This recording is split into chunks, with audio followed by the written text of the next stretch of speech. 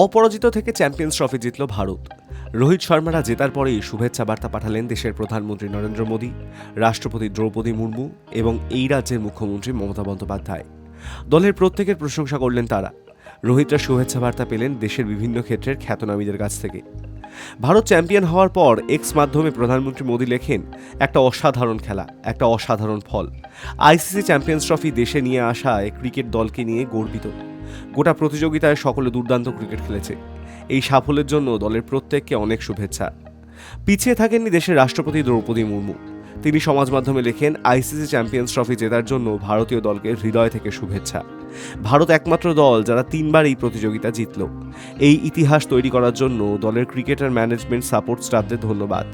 ভারতীয় দলের ভবিষ্যৎ অনেক উজ্জ্বল। রোহিতদের শুভেচ্ছা জানিয়েছেন পশ্চিমবঙ্গের মুখ্যমন্ত্রী মমতা বন্দ্যোপাধ্যায়ও। তিনি লিখেছেন, চ্যাম্পিয়ন্স ট্রফি জেতার জন্য ভারতীয় দলকে অনেক শুভেচ্ছা।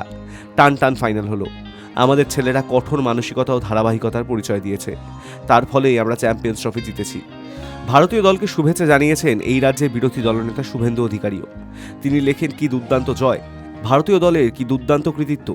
পাকিস্তান যে চ্যাম্পিয়ন্স ট্রফির আয়োজন করেছিল তা ভারত জিতল। পাকিস্তানকে প্রথমেই ভারত প্রতিযোগিতা থেকে বার করে দিয়েছিল, পরে পাকিস্তানের বাইরের মাঠে চ্যাম্পিয়ন হলো। দলকে শুভেচ্ছা।